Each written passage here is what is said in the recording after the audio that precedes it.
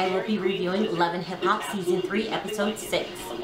So if you watch my reviews, you know I really like this show.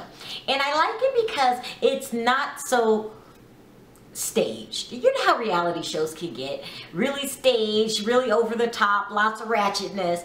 This is like everyday problems, and it makes it more interesting to me than, you know, the ratchetness. Like, I like ratchetness too, but it turns into a sideshow after a while. This is very down to earth, and I'm loving it. I mean, and each of the cast members are dealing with some serious real life problems. So let's start with the biggest problem, I think. That's Boogie. So let's start with Boogie. First of all, I really like Boogie. I think he's down to earth. He's got a great laid back personality, down to earth kind of guy. Like, you would never know that, you know, his dad is a big time celebrity and, you know, they're rich and all that. So he's just a laid back guy. But, you know, he's got himself caught up in the whole alcohol and drug world. And I bet you it started out, now he didn't say this is me right here. It probably just started out casual and just kind of, you know, over-consumes you before you know it, you know, because in Hollywood it's like the end thing to do. It sounds crazy, but it's true. Now, remember, I have a sister in the business. It's really true. It's like offered to you at every party. It's everywhere, both drugs and alcohol, everywhere. And he got caught up in that. So this is his second DUI, and it's leading to bigger and bigger problems. So the lawyers wanting more money. You know how lawyers are. You know, that's when they rob you the most in your time of need, you know. So, I can't stand attorneys. I mean, it's just like having an open bill. They will charge you what you want, but you have to have one. If you represent yourself, you're looking at a fool. So he has no choice. So the lawyer's bill is going up and up. Everything's at stake. He decides to bring in his dad. Now, before Boogie comes to him with his problems, like, Dame Dash has a reputation for being a maniac, just a temper. He's very smart, everyone knows that, and very successful, everyone knows that, but he has a really bad temper or attitude. I mean, he will pop off at the drop of a dime. I mean, crazy pop off.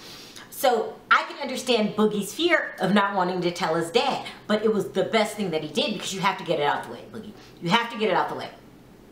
So he tells his dad about the DUI, and, you know, Dame didn't pop off the way I thought he was going to pop off. He said he learned in his life popping off, you know, yelling and going crazy leads to more problems. But he still popped off. This is the first time I ever seen like a silent pop off. It was just like, you know, you messed up everything. You know, what the hell are you doing?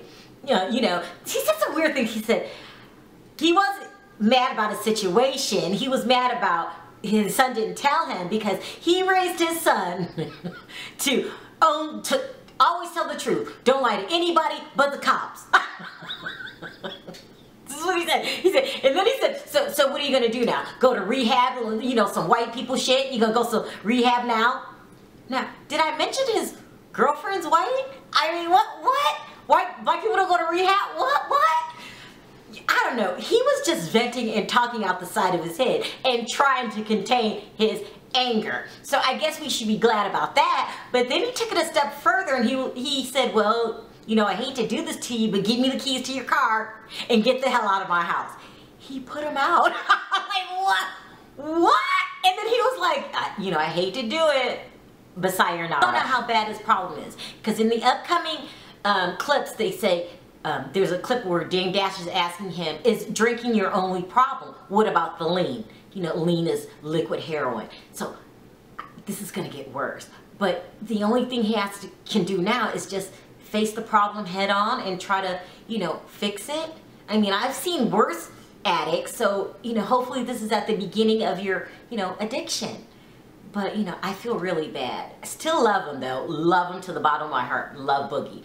Yeah, but you gotta clean your act up. So you got Boogie dealing with his addiction. He went to go stay with Romeo, who seems to be coming out of, you know, his little problems with his friend stabbing him in the back and then suing him. Bounced back really well. They're still being sued, but he just moved on. He's working on a movie, and he was there for Boogie, and I think he's finding love. He keeps talking about this girl that he's dating. It could be, you know, he brought it up to his dad, you know, I might get married one day. And, you know, it just feels like, he didn't say anything about marriage, but he says things like he wants a family one day. And I'm thinking, the look in his eye, this girl that we only seen once, she might be the one. Next, you have Vanessa and Angela Simmons. They're still going through this crazy thing with their sister, Darian. And it feels like Angela has bigger problems on her hands. I mean, Vanessa noticed it, and now Kristina's noticing it. You know, she didn't have her wedding ring on, and she's forever seeming stressed. Like something's going on in that relationship, and she's just not sharing it with everybody. Okay, so Briana really trips me out. She's just, to me, comes off like she needs a therapist. Now that's no shade. I just feel like something is a little, she needs guidance. There you go.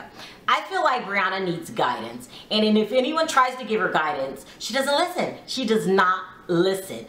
But you know, even with her, you know, funky attitude, I guess she's going through her own thing too. So, you know, it's been all over the media. You know, her dad, what's his name? Kinu, you know, is divorcing Mary J. Blige. You know, the rumor has it, you know, he left Mary for, you know, Superhead. I mean, I didn't make it up. It's in all the papers.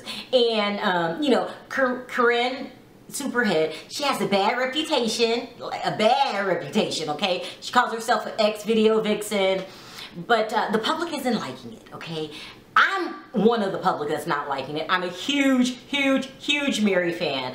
And so, you know, they said things like he was suing her for child support and then giving the money to Corinne. It's just, it's really crazy. So, I'm one of them, so I had to jump on the bandwagon. Like, I don't like him either. Ew. But people really don't like him. Like, somebody posted a note on Briana's door that said, your dad is doing Mary wrong. Stuff like that. Like, people are really feeling some type of way about it now. I mean, she wasn't involved in it. Like, I wouldn't hate her. Like, some people go too far. But I do understand the, you know, feeling of hating Kinu, or whatever his name is. So even though, you know, Briana, she just seems like she's going through internal problems with me, it still doesn't excuse her behavior. And she just did Kristin really wrong. I mean, Kristin was there for her. She said that when she got beat up, she said, so what? You were just there, you didn't help.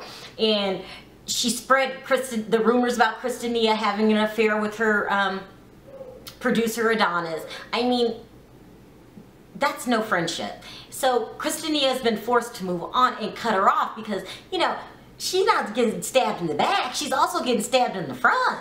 Kristin has a lot of other things going on. So remember last season when there was that rumor? It wasn't a rumor. Her dad said that he had a baby with Janet Jackson. And so I guess it's still in the tabloids. You know, that's been in the tabloids for years. Like, I've been heard that, like, for years it's been in the tabloids. But Kristin wants to know if it's true. Now, I don't know why she wants to know if it's true. Your dad said, yeah, what are you gonna do? Like, find this person, look them up, and do what? I don't know. I really think she should leave it alone. But her new management said that it was in the tabloids, and they try to stay out of the tabloids because they don't like, you know, their artists being in the tabloids. This isn't her fault, but she should really stop talking about it and leave it alone. Like, I don't understand the need to find out if it's true, because if it's true, what are you gonna do about it? Like, this has nothing to do with you. I mean, that's just me. But so I thought that Boogie's problem was the biggest problem on the show. The second biggest problem is Egypt. So she read her mother's book that I don't want to call her no good cousin, just the gossip spreading cousin. That's what TT is. She's a gossip spreader. The gossip spreading cousin gave Egypt the book. Egypt read the book and found out everything that Tretch did, okay? I mean, now this has been out for years, by the way. Like, everybody knows it, but I guess Peppa kept it from her. And so when she went to Deja's boxing party with everybody was there, she just broke down in tears and started crying, because it's hard to know that your father is a, you know, woman beater. It's very hard to know. So I blame this on TT. Like, TT shouldn't have had any business giving her this damn book. Egypt is 18. She knows how to get to a damn bookstore and buy her own books. But I will give TT credit that she said something really good.